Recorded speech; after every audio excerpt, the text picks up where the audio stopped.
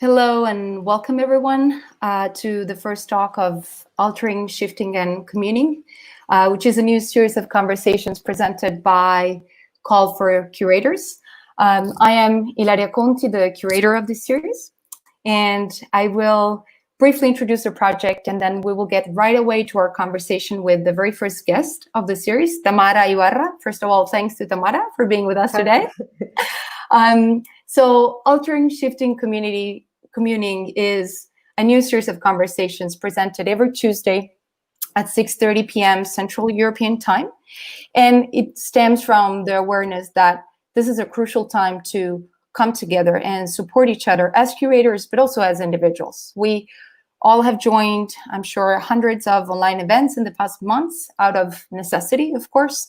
But this series, which begins now that the digital lockdown somehow is softening, is meant to create a long-term digital space to rethink critically and politically our practices. So we really want to carve out a space to think about what we do in communal terms, to foster new ways of conceiving of our work, and also to try and cultivate new forms of sustainability for it. So we are in this for the long run. And the hope is that each talk will allow us to come together around different topics and concerns through the conversations, of course, but also through the questions of people who are tuning in. And please feel free to ask questions through the comment section on Facebook and YouTube, and also by connecting with us by email. So this is our email address. I will show you it, and feel free to reach out to us. So through this email, we'll be happy to receive feedback, proposals for the talks, but also to forward any follow-up questions or messages you may have to our speakers. So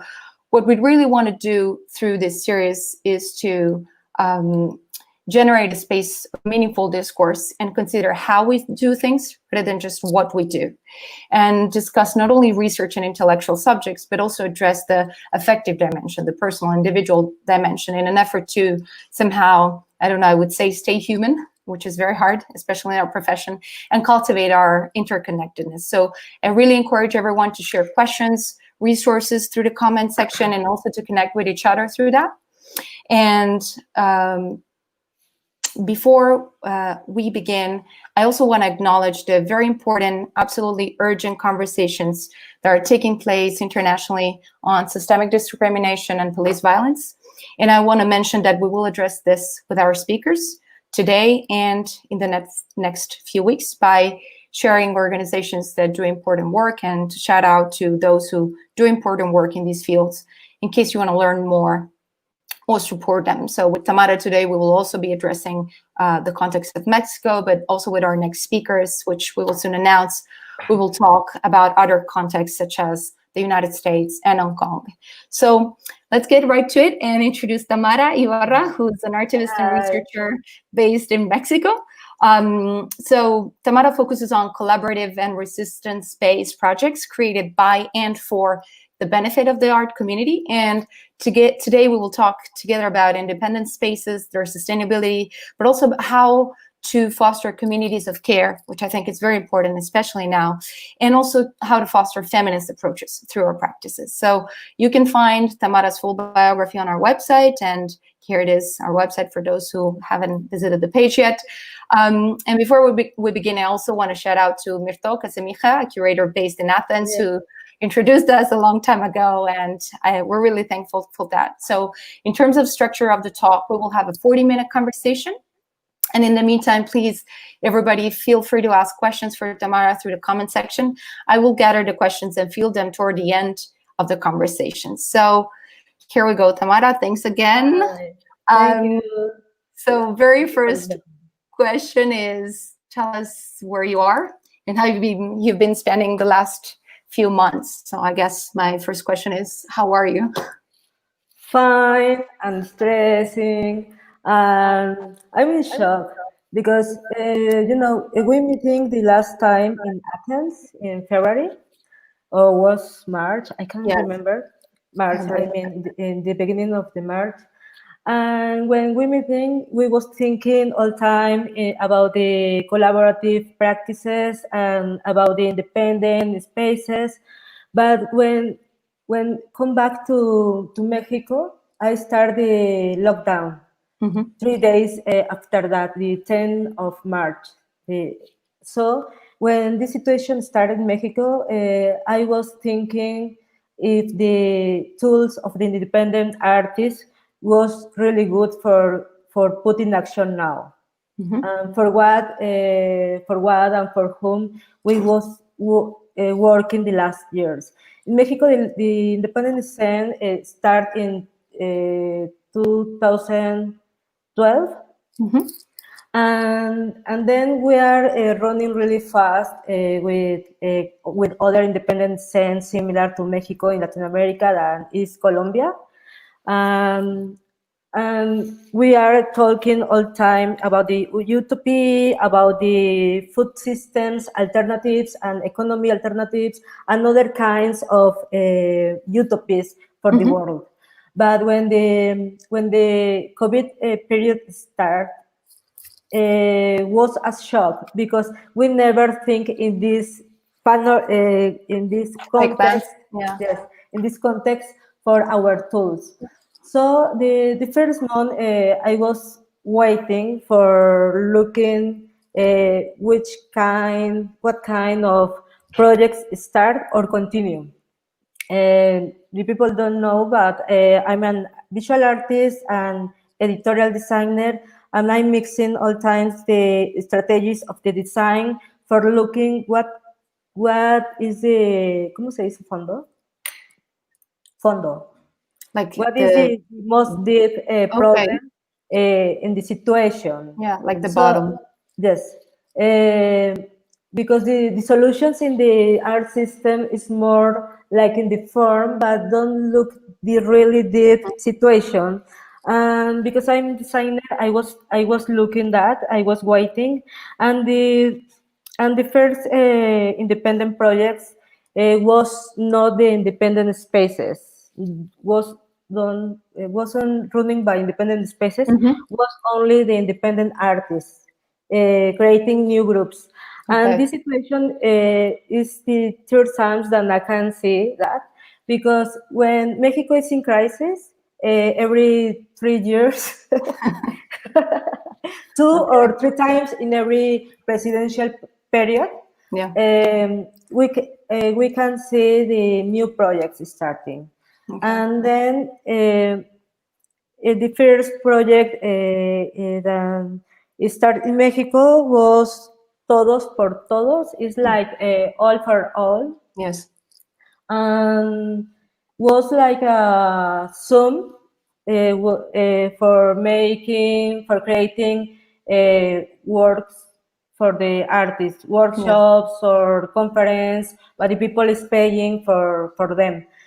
So was the first intention, and then the first month, the independent spaces was waiting because they are running all the time with the community, with the people coming in the spaces, and when the spaces is closed and the people can come together, they think maybe we can change to the digital experience, or maybe we can wait. Because at the beginning, we was thinking that maybe it's only 40 days, but now we are 3 months lockdown, and it's continue here maybe until October, because Mexico City is a city with more population, maybe in one of the 3 cities of the world. Yes. So after the first month, the second month, the artist start to creating other projects, but it's not in collective and it's not in community like in the independent spirit. It's like an individual tools. So other artists create. I can't remember the name now. Ricardo Adl. He's a sculptor, and he was working alone all time. But now he create like a cube for the doctors that are attending the people that COVID, and it's a really beautiful project. And other artist is Carlos Morales. He created the masks for the, like Away and other artists with a concept with support of Kuriman Suto, and this mask was for the people that are cleaning the streets or working in the streets, because Mexico, is a poor country. So the people, not all the people can go inside the houses. They need to go to the streets to work. Yes. So this mask of Carlos Morales was for the people working in the streets. And then the last month, in the third month, we can finally see what's happening with the independent scene. And the last year, in Mexico, the independent scene is changing every 7 months. You can see the next topic for the next panorama. ¿Cómo se dice panorama? Like a landscape, so that it evolves. Every 6-7 months, there's a shift somehow. Yes. Every 7 months, you can see what is the next topic for them, and you can see the real change in 1 year. 1 year and maybe 3 months, because it's like a cycle. Yes. The time, because it's because the government is changing with the change in the government. Yes. Because they start a new programs, and then we are working in reaction, no? Yes. And then in the last year, in the last months, the groups of memes, Yes, running by artists in Instagram and Facebook, was really more interesting and was more intellectual. yes. And I have three projects that I would like to share, that because the people can know. These three projects is in Instagram and in Facebook. Vida Oxo is running by Lourdes Martinez, and she's a really radical girl, and she's really hard.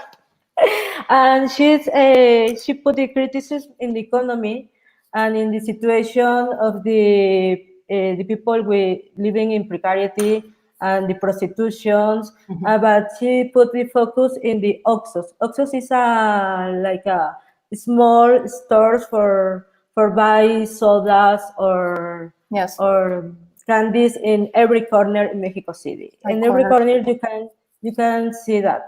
And then she put she used this name, the Oxo. Vida Oxo is like Oxo Lights.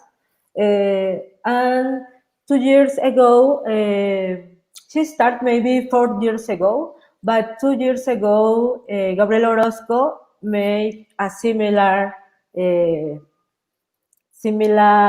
approach to the topic. So in Mexico, this is normal, that because it's normal the situation that the independent artists and independent spaces put the topics on the table before the institutional artists and institutional museums. And so this is really important, because we are looking more about the urgent topics. Yes. And we can work in the response really fast. So for that, Vida Oxo is really good, and the other is Telebetica. Telebetica is a project that was working the last 4 years, and it's other kind of memes situations, because it's more like intellectual and with a little bit of jokes, but it's more with informations and data. And this guy that is running this platform is Ricardo Sierra, and he's running other projects with other Mexican artists, Valentina Lara, and it's maybe now the only occupaciones is like occupations. Yeah, like. Is maybe the only one project in Mexico that is now happening in the public space. It's projections in the buildings with light and message that the people of the, because Valentina and Ricardo, they are living in the same building, I mean, and so they are an artist and they put this information, but in the neighborhoods send the message, and then they make the projections with this with these words and ideas. And the third project is broken English. And this is a really interesting because they have other close group in Facebook, and it's like more like a community. It's more close to the independent spaces when you go and you are talking and you create new friends. And then for that, it's really interesting because we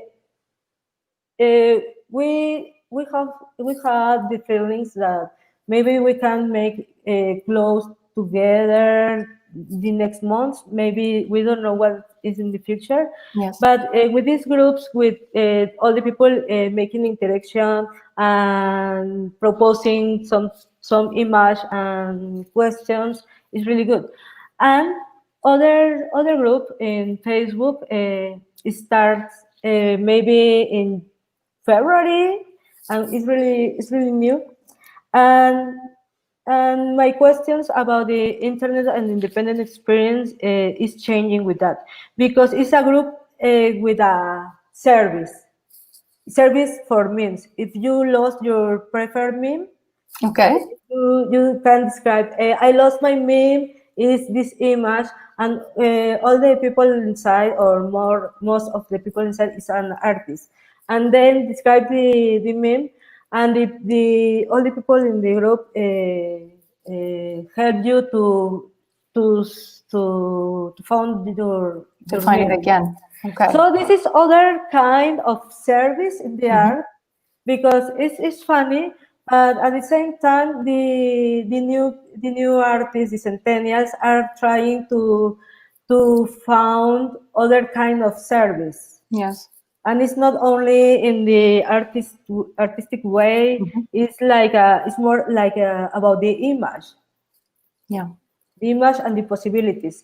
So and now the memes is the way. It's the way to go. So I see someone who's asking whether we will share information about the groups you're talking about, and we definitely will. We will share links. So again, here's the website for the talk, and where you can find there the page of today's talk and its recording, and then we will also include these links these projects that Tamara is describing us. And to jump right into it, we want to talk also about what you do and your projects, because you've been doing amazing work with independent spaces and feminist groups. And I really want to get as you said before, to the bottom of the questions and the issues here. So, so I wanted just to ask kind of from the beginning, and then we will jump around a little bit, starting with your original interest for independent spaces, which started a long time ago. So I just wanted to know how this came about, like why you were interested in this type of practice. How did you get yourself involved in the first place, and sort of what were the first steps that you took in this direction? Yes. Do you want that I start with Obo or right away? Yes, if you would like, sure. Let's talk about the beginning somewhat. Okay. And then the beginning was when I was studying in the La Esmeralda, is the art school of the government in Mexico City.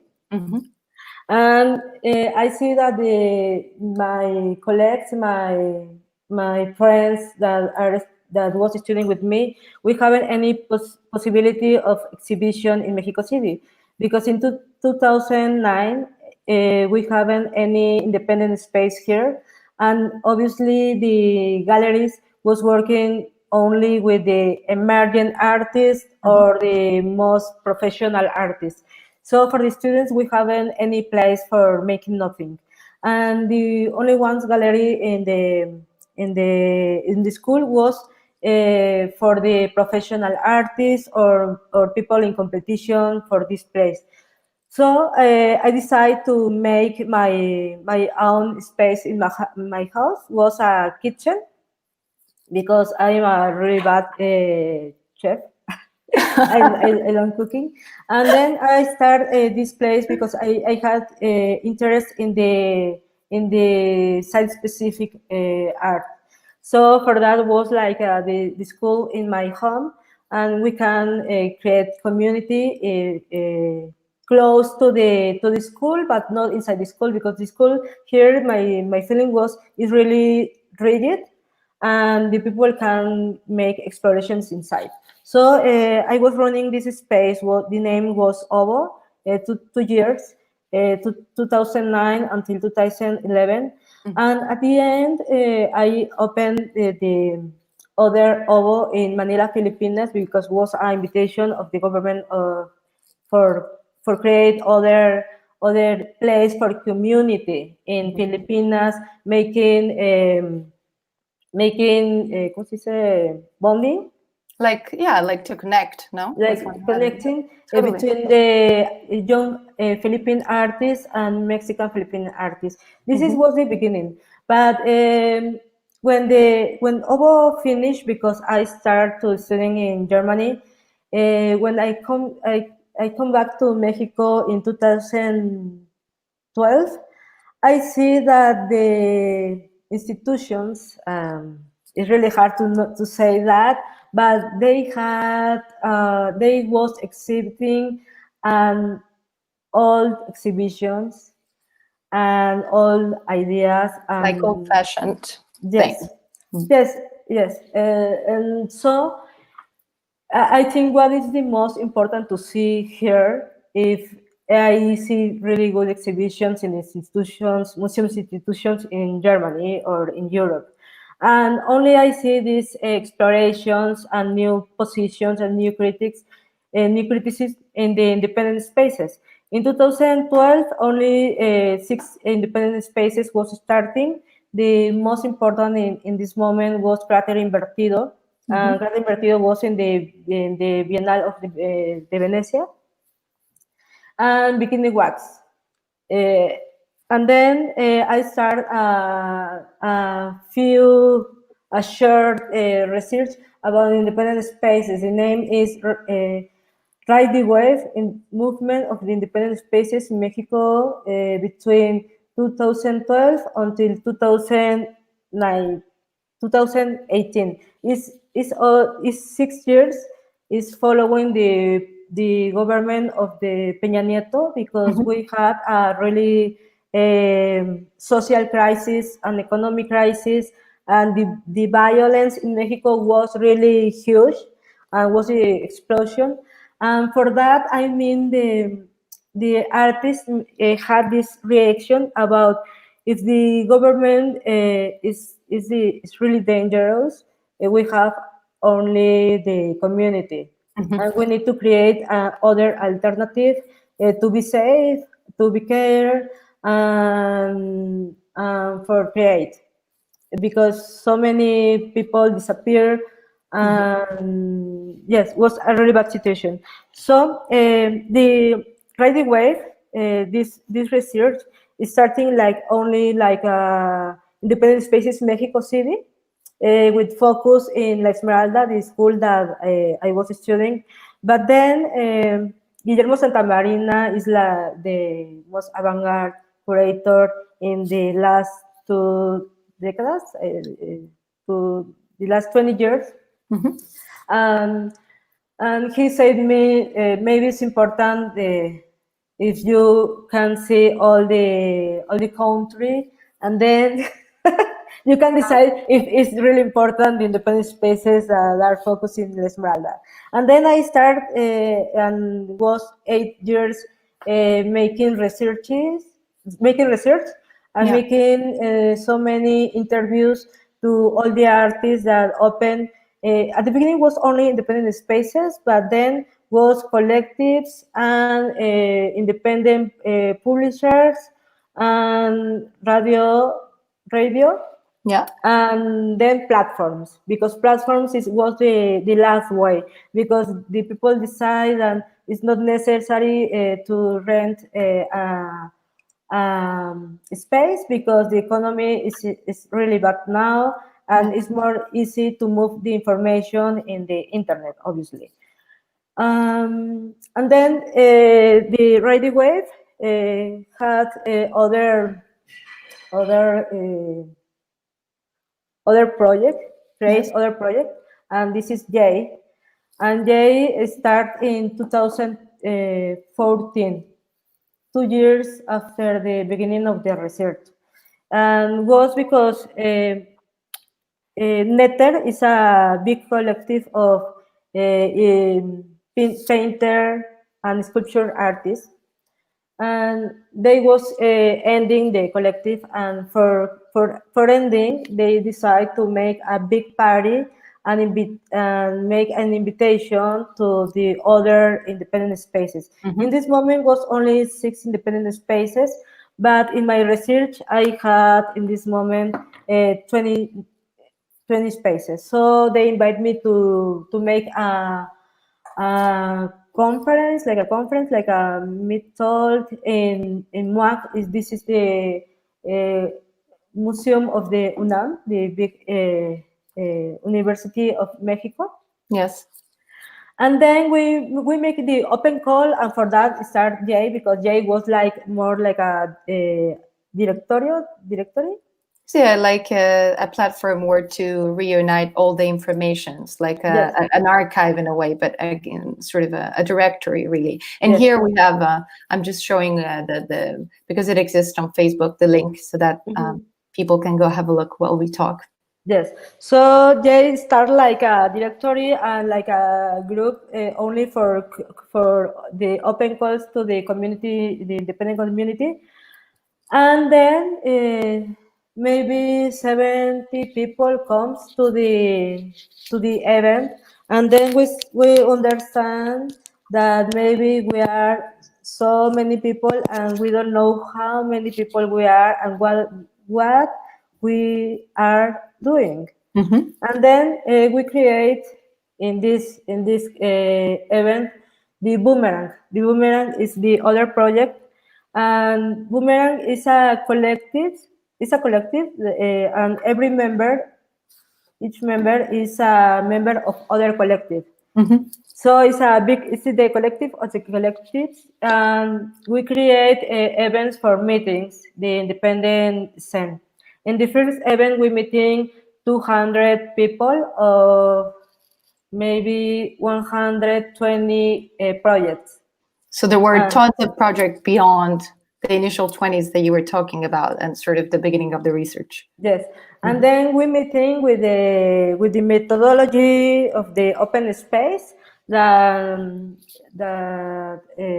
Monica Castillo, she's a visual artist, and she's working with the community in the last maybe 20 years. She was studying in Germany with the oh my god with a kind specific of social art topics. Yes. Voice topics, and in this way. So she put in action the open space. Open space is a methodology for the autonomy and self-management of the big groups. So these 200 people decide which topics we should to discuss in this moment. And in 3 moments, 8 tables was talking in parallel. So you can change in every table in 40 minutes only. And then in 4 hours, you have the results about what's happened in the independent scene and how to continue.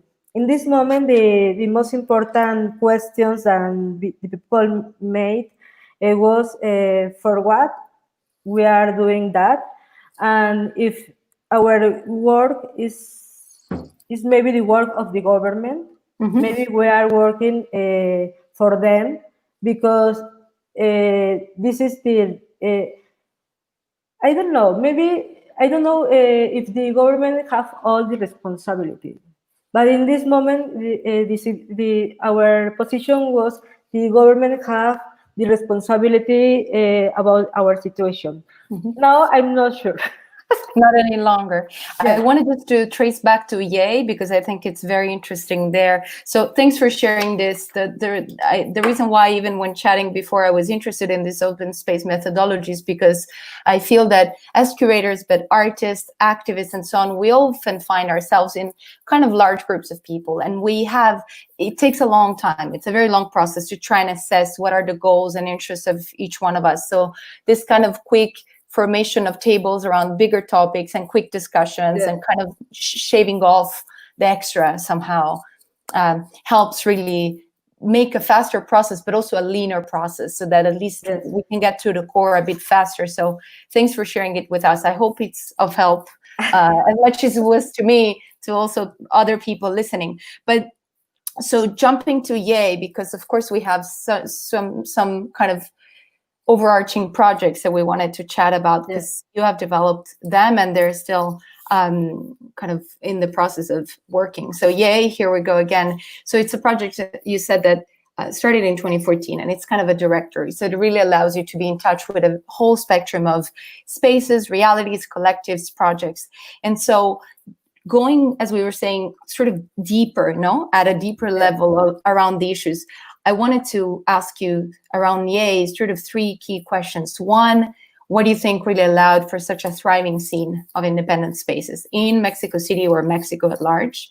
But also then by observing and working with these groups, I was also interested in hearing a little bit about what do you think the key challenges have been for these spaces. We all work somehow in independent capacities and we know how difficult it is to have sustainability. So this is maybe one, but I really want to ask you another. But just what do you feel like maybe 2 or 3 key issues that you saw over and over again when working with these spaces? So issues that probably are shared issues. And also in turn, to kind of help also people out there that might be interested in this, also maybe 1 or 2 strategies that you observed that were successful in kind of giving this long-term sustainability or kind of going past the hump for independent spaces. Yeah. The first question, I forget it because it was really sorry, it was really very long. No, just very, very briefly, just 1 or 2 ideas on what do you think made Mexico City such a thriving scene, or Mexico at large also a thriving scene for independent spaces. You were talking about the fact that through Yay, you connected with over 200 people. So there's plenty of projects, or there have been. What do you think are the specificities of the country or the city that really allowed for this kind of proliferation of spaces or projects? Now in Mexico is 300 of independent spaces, and it's the most, maybe 400 with the programs between publications and radio and platforms. It's so really big. And this is big because it's for 2 situations. One, we have a legacy, heritage of independent practices in Mexico and group practices in the art. Every 20 years in Mexico, we have a generation that are working in groups. In the 70s, we have the groups of with a radical position to the government for social change, and in the 90s was radical positions to the art system in Mexico. And now we are 20 years later, we are starting again, but our position is radical, not with the art system. It's radical looking this is the global system. You know, the economy, the crisis. The crisis is a topic, I mean. And so for that, when you are studying in Mexico, you know the importance of the groups of artists. If you need to change one, if you need to make a change, it's the only possibility. And then, I mean, my generation had teachers that was working in the groups in the 70s, and in the 90s. So for that is a heritage. But we are working together with them. And the independent spaces are working with the artists of the 90s, like the artists of Colimon Soto, like Eduardo Avaroa, Sofia Tawas, or Joshua Ocon. And these artists are really important for us. And we are working together with them. And they are really nice people, sharing information and helping for our projects. And in the other way is the crisis, the normal crisis in Mexico, that is with every change of government start other kind of crisis. But the last two periods was really more important because the violence was really hard and changed our idea about what we are. So the positions of our positions of be warm and be together is a radical position here in Mexico, because the violence is really close. And then we are working in community, and we are really friendly. It's the most radical position. I mean. And when thinking again, as I was saying about these independent spaces, what do you think have been sort of the biggest challenges that you saw them face? Again, this idea of a crisis as a permanent state or kind of a recurring cycle. I'm sure that it brings with it its challenges, but there are also challenges relating to, as you were saying, the more international system. So inscribing oneself in the contemporary art system, whatever that could mean.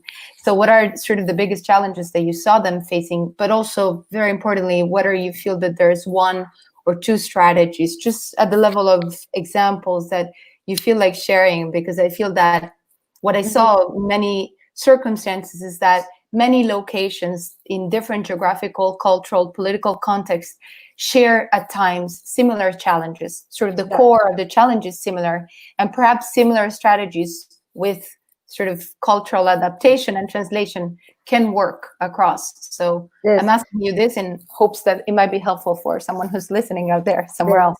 I saw so many proposals the last 8 years, because obviously it's a competition, like in creative ways, how to make community. But I mean the three forms most important is not the artistic forms, it's the social forms. One is the best is the party. Obviously, maybe because we are Latin America and blah, blah, blah. But the party is the most important space for connecting and for create engagement between the generation. And for that, Bikini Wax was in the first period of the Bikini Wax, because now they are in the three ¿cómo se dice? Etapas? Like steps? In third steps. But at the beginning, Bikini Wax make exhibitions every week, two solo exhibitions. But the people go there not only for the exhibitions, go for the party, because we are trying to create community and founding and looking who is the other people that is similar to me and with my same ideas. In this place, we found the most strong colleagues and the most important alliance for our next works and next projects. And the other, because the party is important in all the art system, but here is more is the focus is the party. And the second strategy is not real common, but was a proposal of Obrera Center, and was a big kitchen, and all the artists go to cooking there and maybe talk, or maybe only kitchen, or playing ping pong, because so many independent spaces in Mexico and Colombia, I don't know why, have a ping pong table.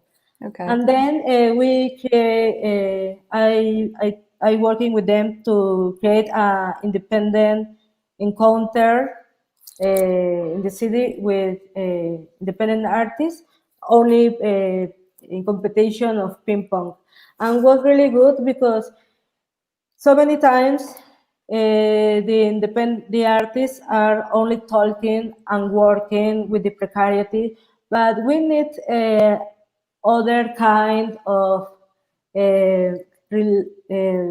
Like ways relaxing. to relax, no? Yeah. Yes, to Or be to let relaxed. out things. Yes, and only to be in the space. And Obrera Centro create this space only for to be, for talking and dancing and cooking, for living only. And so for that, this was the most important place, I mean, 2 years ago, uh, for creating the community, because after Obrera Centro, the independent community was like a big groups and more separate, because it was in really hard competition for the visibility, obviously. But Obrera Centro was the neutral space for all the people, and not was only for independent scene. Was for the people of for the galleries, for the people of the museums. So it was a really nice place. Now are changing, and now they are taking a decision how to continue, because they haven't place anymore. So I don't know which is the next place, because with this condition it's not really easy to take the decision. So the first, it was the party. The second was a neutral space for all the community.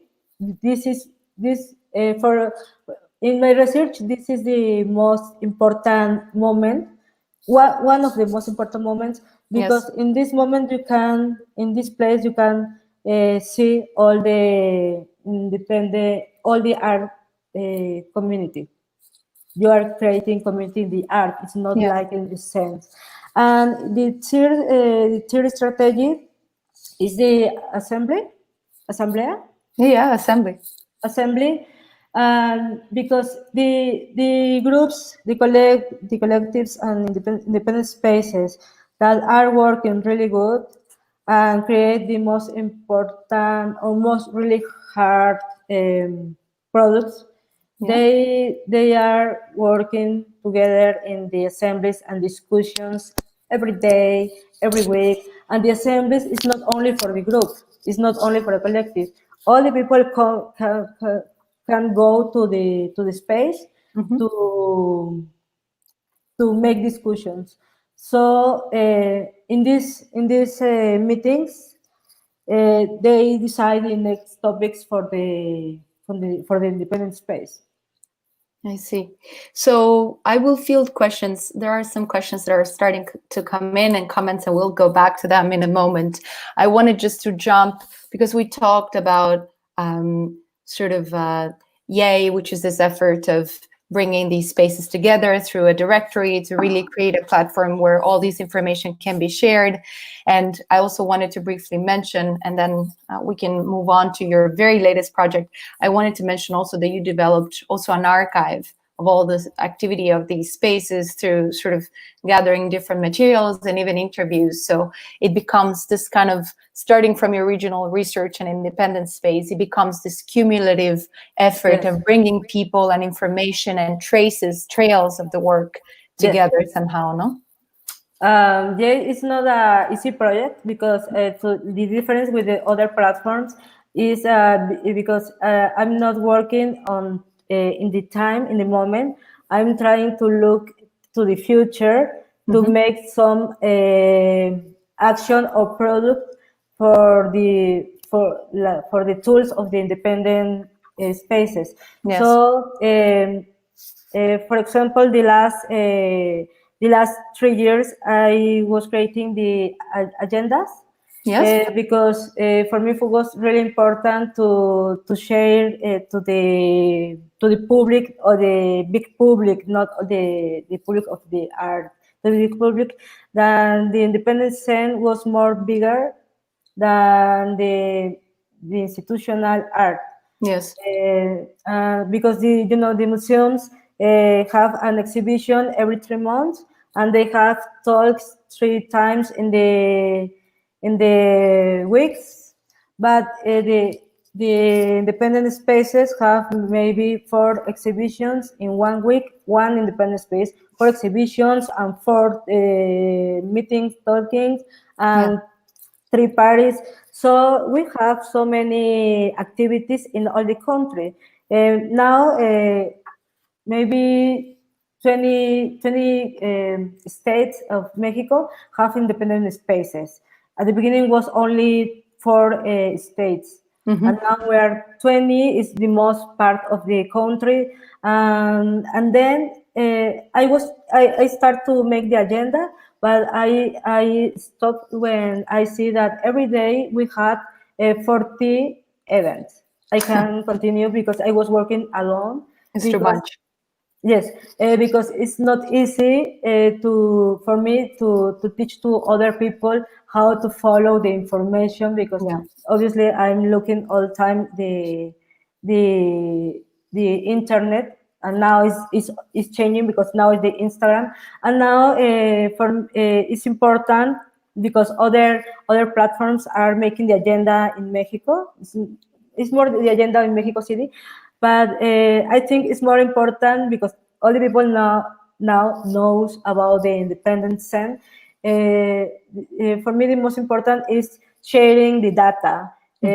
What is the topics? How many projects are working with this, and what kind of projects are working with the institutions, with the government, with the private institutions, with the museums?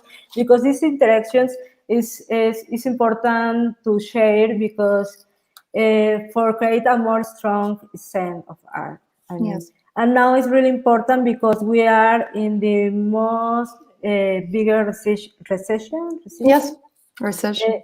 Recession of economy in Mexico in the last 40 years. So we are we need to work together really close, and for that, I mean, it's necessary more for the institutions, because the independent people know what we are doing, but the institutions and the foundations need to know how work with us, with our rules. And what is going on? I totally understand. And the archive. The last 8 years, I made so many interviews. I was collecting books, magazines, fanzines, objects, and posters about the independent spaces and projects. But it's not all the books and fanzines of the independent scene. It's only the information that was like a tool for the independent people. Yes, that's circulated in independence. Yes, so now I have maybe 300 interviews in audios, record audios, and 100 books and objects, and maybe because it was the last year that I make the inventory. Posters, maybe 50, maybe. But the archive was closed because I was really sick, but now I need to start because I want to finish my research when the independent scene have 10 years. Okay, so the 10th anniversary you want to kind of mark. So 2022 is sort of the archive. Yes, wonderful. I want to jump because we're almost reaching the end of the conversation. Times go fast. I want to talk about the latest project of yours because I think it's very important. Here it is, Pras because I really want to get to talk even further about this idea of communities. There are communities of care, but also communities of feminist action, which I think are two very important topics. And when I was reading about Pras as a project, I found this beautiful quote on the website, which I really want to share with everybody, in Spanish and then in English, that said, Pras es el sonido del techo de cristal que se rompe. So Pras is the sound of the glass ceiling breaking.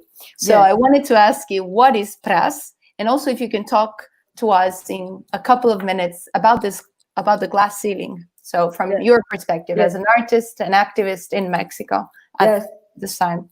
Pras started like a curatorial work of gay, because at the beginning was only an exhibition with girls artists that are running independent projects alone, because other people thinking in independent projects are thinking in collectives or groups, but so many projects are individuals, like my projects. And then these projects that are running by one people. The most projects are running by women. So I was thinking, why the people don't talk about this, about that? And then I create an exhibition, and I was thinking the name I was thinking in the metaphor about the glass ceiling. Glass ceiling is a metaphor of the invisible system that don't open the possibilities to the woman for take the positions of the power, or for take a vote or voice. And talking with the artists that take a part in this exhibition, we think that maybe glass ceiling was a boring name, and we are thinking more in the onomatopoeia of the glass ceiling broken. And one artist proposal, she's a musician, Macarena Hernandez, and she's a percussionist. And she proposed Pras, and we add other art, because in Spanish Pras is like perras. Perras is like in English is beat. So it was it was a nice game of word, or a double sort of sense on that. It's torture version. And then Pras started like a exhibition, curatorial exhibition of gay. But when we are working together, I proposed to continue like a collective, and only one girl said yes, and was Nelly Cesar. She's running other independent space, and is Pandeo. Pandeo is a space for exhibition, more in the for performance or theater or something similar. And she was working with me in Pras Collective. But now she's not continue in the project. So I'm working with so many different artists of different countries, so creating other proposals. Press Collective is we made performance publications. The publications is really important for us, because it's because when press start, I come back to my ideas about the design, about the importance of the objects in the streets. It's not only for the white cube. So we create some tote bags or cards for presentation, but more like an artworks, like object of utilitarian art. Yes. And then we make the publications. Is Cartas Públicas a Mujeres del Arte. Is like public arts of by the women artists in Mexico. Yes. And so every year we open we share an open call, And so many artists send letters for recognize to the work of other women artists in Mexico. The first publication was for recognize other colleagues because the most collectives, feminist collectives in Mexico is have other positions. It's more like a confrontation, more like the radical criticism. And I prefer the other strategy. Is more warm. Is I don't need the men. So we need to recognize that the first step is when we are recognized to the colleagues. So this was the first publication, and the second publication was a letter sharing the networks, the people that are supporting the women in the arts. Yes. And the conclusion in this publication was every woman artist working in the art need maybe 15 people supporting her. Yes. Because they need too much emotional support. So these letters were asking, was sort of, again, just to sum it up, I saw that someone joined very shortly, like just now, but you issued these open calls across the years asking for Mexican artists to contribute letters that would acknowledge the work of other artists, or in this second project you just mentioned, that would acknowledge the network support system that they need in order to develop their own work. And so it shows that not only you want to sort of cultivate this idea of communality and, as you were saying, kind of solidarity, but also that for each one of us who's able to stay in our art world, there's a whole bunch of invisible people that need to support the work in order for the work to happen. Yes, this is important because the people that support the female art workers are not people of the art. This is important because it's not the artist, it's your mother, your sister, your friends, your maybe the less times is the boyfriend. This is not important. Yes. No, sorry. Go ahead. I just wanted to ask you about Pit Crew, but I'll do so in a moment. And in the third publication, I working with Mirto Katsimicha in Athens, and because was a magazine art fair running independent fair, and the question was ¿Cómo estás? How are you? And was exchange of letters between Mexican and Greek artists. And was interesting because the female artists never was talking about their own work, because I think the women artists it's more easy for them talking about the work of the other people, the other colleagues, but not they are shy about they have insecurity. And then the letters was talking more about the crisis. And this is important because maybe this is the focus of the connection between maybe these countries. Yes. These countries. And so again, as part of the projects of Pras, as we just said, and also this idea of sort of all the hidden work and then support networks that one need in order to really be able to do the work in a context that it's already very precarious, very difficult, often misogynist. We know all of this. You developed this intervention project in 2018, which I really, really loved. And I really love it because it brings all these concerns together with the question of labor, the issue of labor, which is Pit Crew. So I just wanted to ask you, for a moment to share with us what this was about. Yes, I need to a moment because I don't know how to say kindergarten. It's a kindergarten. It's yes, it is. guardería. Yes. Okay. Pit Crew. Okay. The topics of the Pras starting every year in February with the week of the art fairs in Mexico City. In Mexico City, we have 5 art fairs in 1 week. So it's a scandal, it's too much, and it's a good moment for talking about the economy and the position of the women in the arts.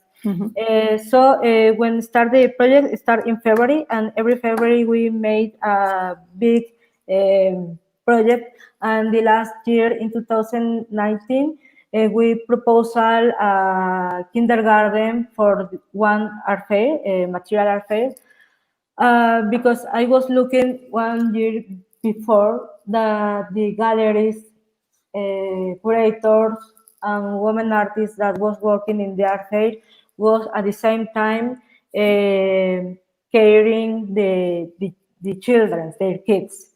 So was really for me was a like a scandal why these women are working. They are not in the same position of the men galleries or artists because they are alone working really fast and really stronger. And then I propose this kindergarten for the art fair for keep and care the children of curators, curators, artists, and gallerists. One day before the event was canceled the possibility because for security of the place and other situations, and then we moved the kindergarten to other independent space close to the art fair. And this is a important situation because the institutional and the private practices of kind of forms in the arts is really rigid, and the independent projects can help you when you need something really fast. And then this independent space, Casa X, was the gallery of the independent space. Yes. Was the kindergarten for the kids of the public that go to the art fair. And ¿cómo se dice niñeras? Like like the babysitters or the babysitters or nannies, I don't know, was artists that was working in the past like babysitters for living because the art system don't recognize their artwork, or because they was studying in other countries or wherever. So it was interesting because the question was why the women art workers should to come back to the house, to work in the house, inside the house, because the men artists when they haven't ¿cómo se dice éxito? Like when they're successful, when they have success. When they haven't successful, they are working like coordinator of the studio or other thing, museography. Yes. I don't know, or assistant. But the women go to the houses, forbidding nanny of the children of the rich artists or galleries too. Which I think is in other way is like showing the hierarchies of class inside the art scene. Yes, which as we know are very strong, and that's also why I thought as an idea was very powerful, no? To this, that we are not one community, and we all know that, but that we all play different roles, and class is something that is never ever addressed within the contemporary art world, I feel, at least not at a very explicit level, and instead plays an enormous role in the relationships of labor and the precariousness of our work. So thanks for that. And then so we're wrapping up now, but before we do that, I wanted to just ask you to talk to us for a second about the project that you have started since sort of unfortunately the COVID-19 outbreak began. I want to just share the image with everybody. So give me 1 second. I can do that so that people can get to know about this and if they can and want support. So here we go. Do you want to talk to us for a second about Blue Diamond? Yes. I told you that at the beginning of the COVID period in the lockdown, I was in shock, and I was looking what are doing the independent projects and what I should to do for support, and because I'm working all the time and cover the holes. Yes, like Yes. filling the gaps. Yes, Yes. and then I see that all the people are making conference about the interviews between the independent artists or independent projects, and some maybe it's not necessary for me to do it, and the government is open so many open calls for artists for support in the COVID area, in the COVID period, but was only for the digital experience. And the money was really few. Uh, and the first open call was for the people that are working with memes. I told you that it's really Yes. important in Mexico. And artist meme. And the second open call was for the people that making workshops in video. So these open calls haven't not really impact in the art and in the artists because the money was really few, and the other open calls was for the independent spaces. One of these have had a fee for the artist, and other part of the money was for the space. And this open call was really good. And other was for the people that are teaching something for continue and workshops online, and that's all. So I was thinking, okay, we are in a healthcare situation in the world, and the people, the government are not put focus in this topic about the health. Yes. For personal reasons, I put my focus in the artists with chronic diseases because I have three chronic diseases, and I was looking for one support of the government for me because I can go to the hospital now, and maybe I should to stop my treatment. So the two options are really bad. If you stop treatment, or if you go to the hospital, or if you continue the treatment without observation of the doctors, all the Yes. ways is really bad for us. So I'm meeting with other friend artist. She's Frida Toranzo Jäger. She's a painter, and she was uh, working and living, studying in Germany the last 7 years, and now she's with her couple in Mexico. And she said me that she want to support to the Mexican artist because she sell one artwork, one paint, and she asked me which group I want, which cause I should Yes. support. And then I say the situation now is all the international artists are giving the money for Vulnerable. Yeah. For vulnerable vulnerability. groups, but outside of the community of art. Yeah. We need to keep the money of the art inside the art because the art is not running the money really fast now, and then it's better if we create a cause.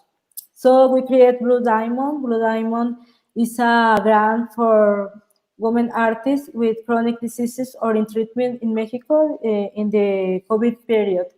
And every week, every Monday, we give um, 2000, 2000, no, 10,000 pesos Mexicanos, Yes. Mexican pesos. It's like 1 month of rent of the apartment. Yes. It's Which is a good, yes, the budget. It's like it's a good money for the treatment, for medical situations, or for create some artwork for sale and generate autonomy for the artist.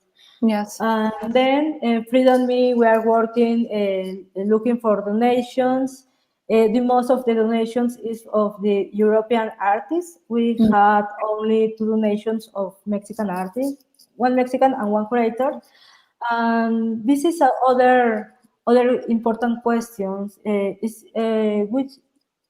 is the responsibility of the community of the art? Yeah. Because the responsibility is not only for the government. We need to start to keep and care our own community, and then we can criticize to the government or to the private institutions. I mean, I understand that in Mexico it's not really easy because the precarity is so big, but we can make so many change. We can thinking in I don't know, in create really community, not only in the network. And so now you are sort of through a jury system getting these applications from women artists and sort of awarding these. So we're sharing this image for those who are watching because there's still time to support this project. Here is the PayPal. So, and also through the social medias, the press website, you can find all the information. Here it is again. And through social media, you can also stay up to date on who's being awarded these funds to really sort of address the first necessity level, sort of the current situation. So thank you for this. I will stop sharing this. So I think that the time for questions has come. So I saw that there were a few before, and before we finish, the only last thing that I wanted to share was Tamara was so very gracious to prepare a little image because we didn't have the chance to show all the images that she had prepared for us, but I wanted, as we maybe answer the questions that might come in, just share this one image so that people could see this sort of resources that you had put together.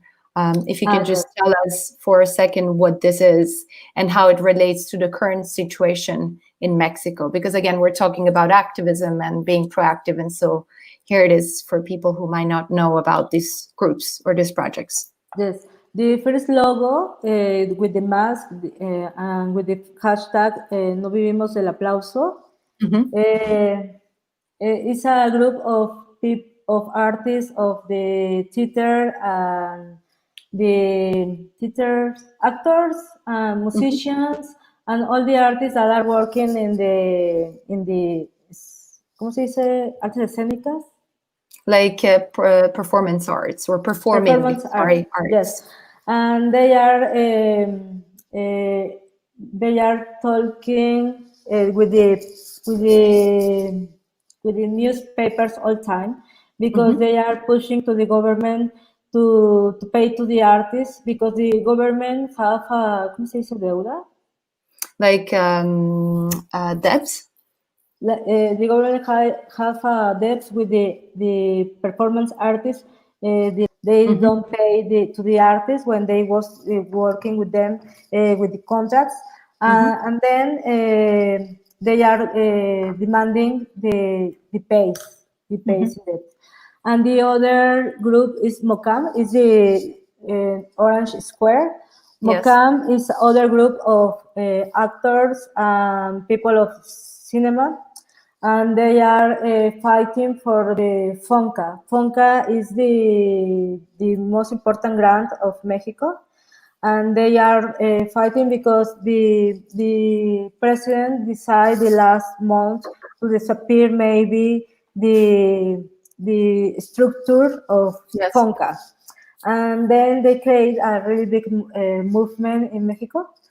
But now FONCA is more safe because the structure is disappeared, but FONCA is moving to other institutions of the culture secretary, and then it says, but maybe it's changed the name. So I don't know if it was because the artist was pushing, or I think yes, but I don't know. And the other group is the Asamblea de las Culturas, is the third logo, is the brown logo. And this is the only one group of visual artists making a proposal to the government, but it's more in the symbolic way. The square close to this logo is six pictures about buildings in Mexico. Antonio Briton is a visual artist, and he invited to all visual artists to put in sale the buildings of Mexico.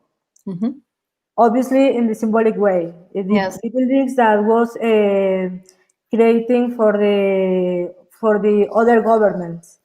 So this is important because I mean this I like it because it's symbolic. All the people can buy one building for 300 or 500 pesos, Mexican pesos. Is so cheap, and you receive your certified of artist.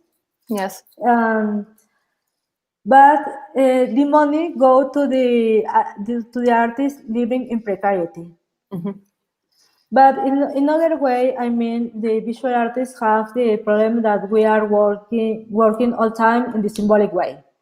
Yes. The MOCAM, No Vimos el Aplauso, they are fighting and talking with the government, directly to the people of the government. And the visual artists, they are alone all time and in like a bubble. Yes.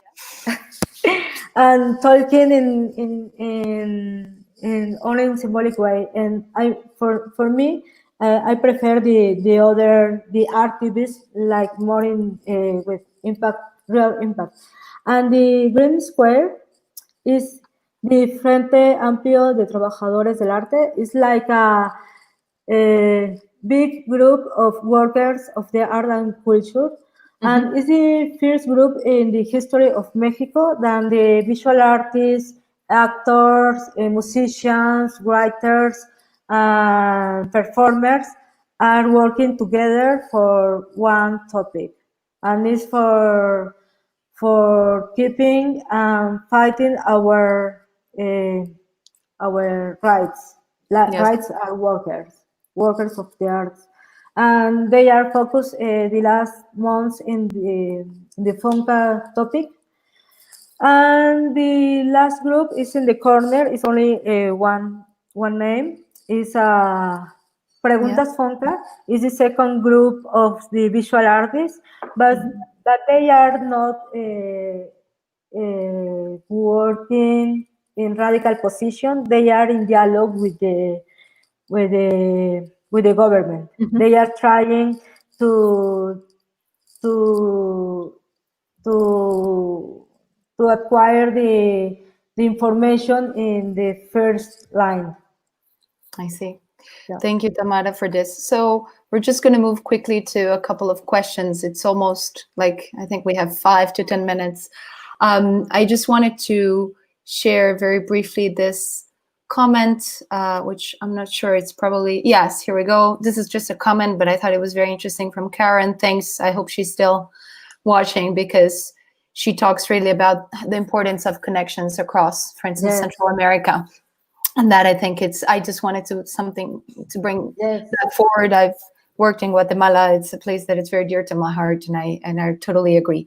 But moving on to questions, there was a question that was asked some time ago when you were talking about sort of successful strategies for independent spaces in Mexico City, and someone was asking, how are these independent spaces financed? So where does the money come from? The spaces, the money of the people go to the rent. The 70% of the money go to the rent, and then the 30% is for the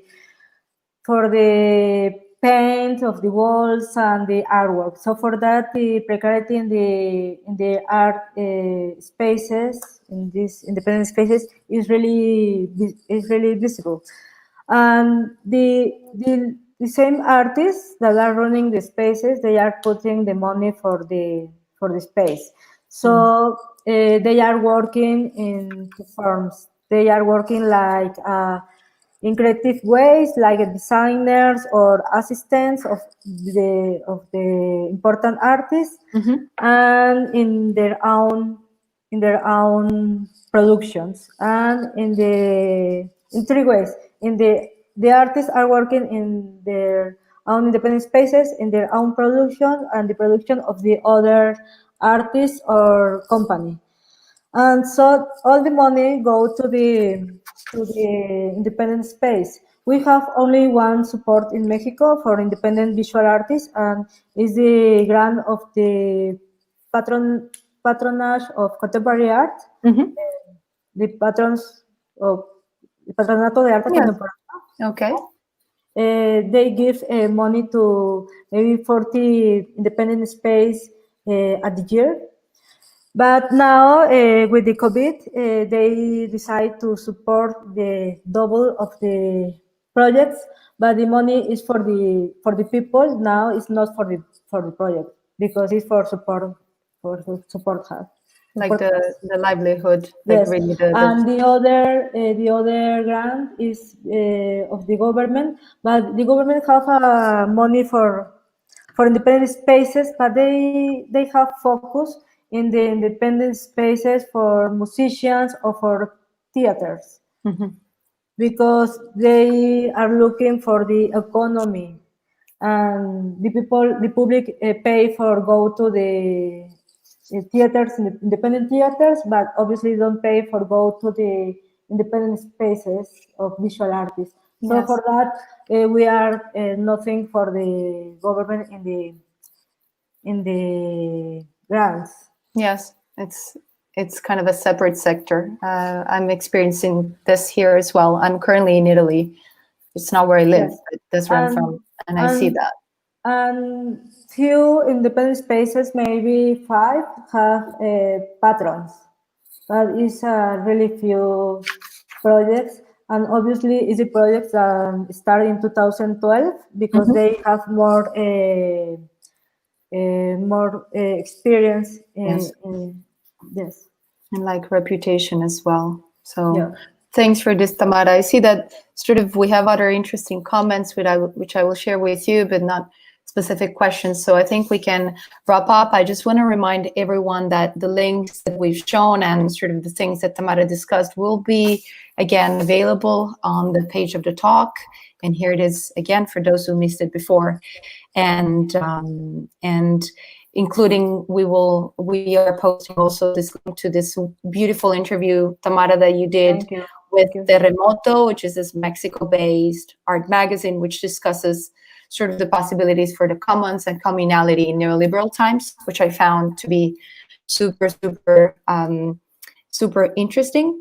Okay, so someone is asking, and that's the last question we take, I guess, which advice you would give to a curator who wants to start similar projects, like independent projects, I assume. So what would be the first steps that you would suggest just to start an independent space or an independent project of sort?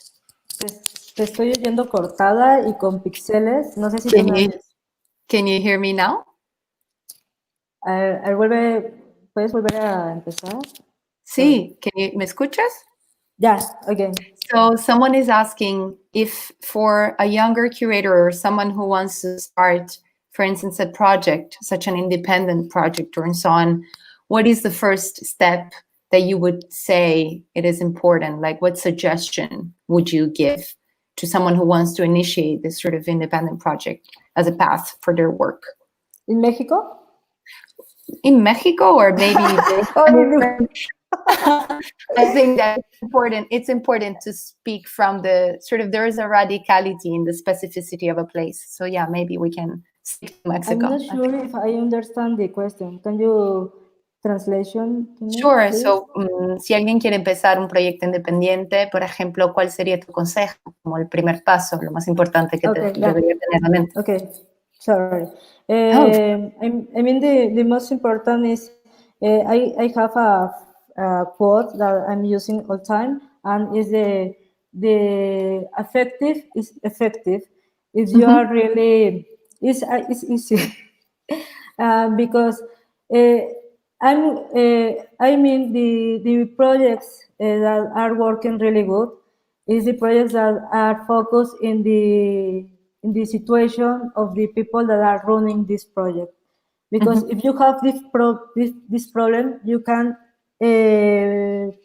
go really deep to the situation and exploring, because you need to help to you. If yeah. you help to you are helping at the same time to other colleagues, because they are looking to you at the same time. I'm not sure if I'm talking really I well. think that ending on the effective is marvelous. It's perfect. So thank you. Okay. Thank you for saying that. Sorry, No, I'm absolutely. crashing now.